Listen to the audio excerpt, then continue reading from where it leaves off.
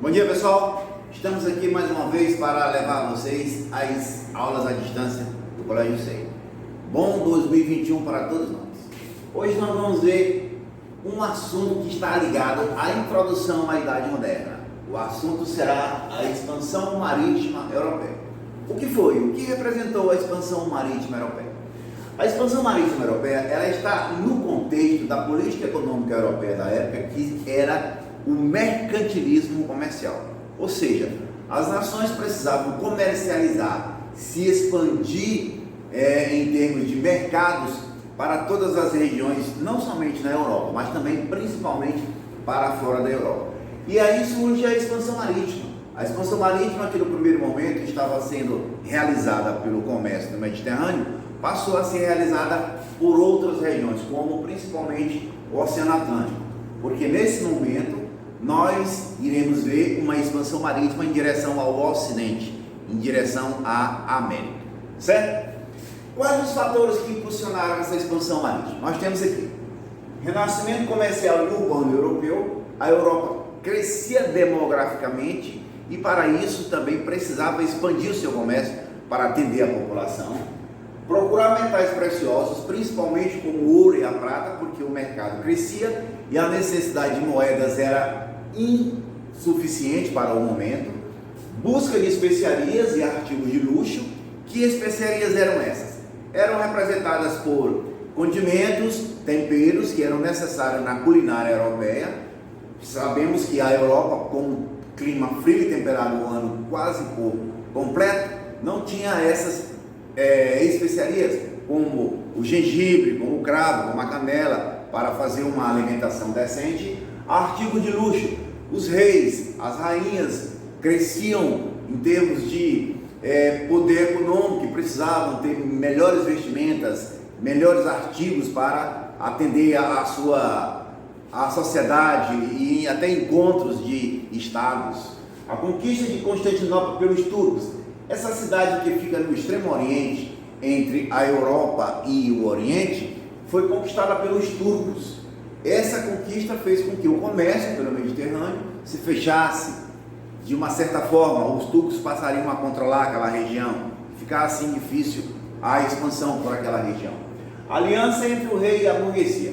Essa aliança foi de suma importância, porque o rei precisava expandir seus domínios políticos e a burguesia precisava expandir a sua atividade econômica, os seus ganhos, os seus mercados. Então veio a calhar essa união entre o rei e os burgueses. Nessa expansão marítima, nós temos aqui Portugal como sendo pioneiro. Foi o que mais se expandiu durante os primeiros momentos dessa expansão marítima. Quais os motivos? Portugal tinha uma excelente posição geográfica, era o primeiro país ali na entrada da Europa, principalmente fazendo limites como o Oceano Atlântico, e também foi o primeiro país que queria fazer frente ao comércio, monopólio do comércio italiano com o Oriente. Ele queria romper com esse comércio do Mediterrâneo, levando esse comércio para outras regiões. Outro fator foi grandes conhecimentos náuticos.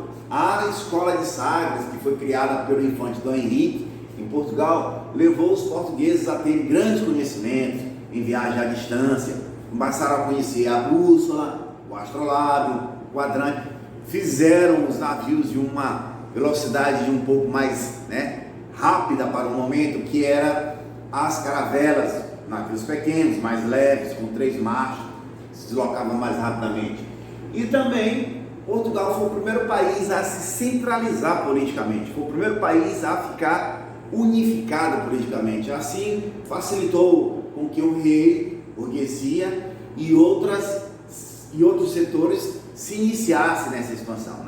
Estavam coesos, não tinham guerras, não estavam em conflitos, certo? As principais viagens portuguesas do momento foram essas: viagem de Vasco da Gama às Índias, chegando em Calicut, com a travessia do Oceano Atlântico, o contorno do Oceano Atlântico em relação à África, descendo para o sul, e depois Cabral chegou ao Brasil, aí sim, atravessando o Atlântico, chegando assim às costas aqui do nosso Brasil, tá?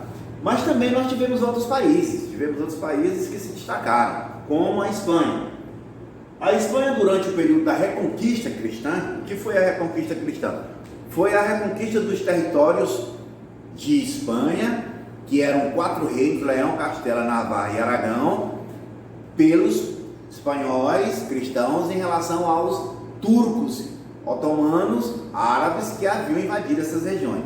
Houve a Reconquista, os reis de Fernão de Aragão e Isabel de Castela se casaram, formando assim a Espanha, e passaram também a ter essa necessidade de se expandir como Portugal. Foi aí que surge o navegador Cristóvão Colombo, com seu plano de viajar em linha reta, sempre para o Ocidente e para chegar ao Oriente.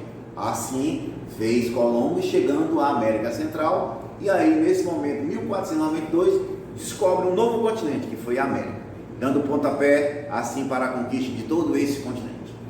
Depois das conquistas de Portugal e Espanha, surgiram as disputas, surgiram as diferenças em termos de conquistas, e aí resolveram fazer os tratados.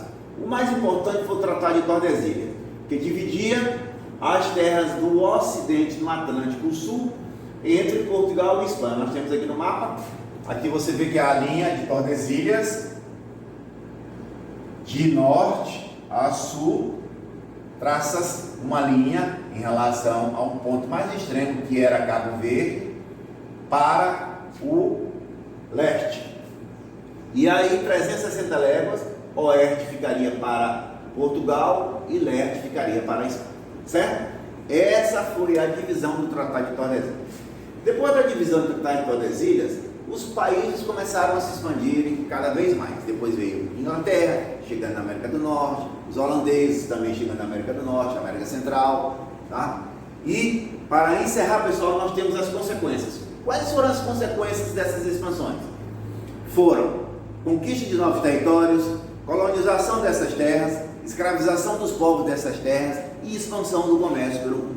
Falou, pessoal? Até a próxima.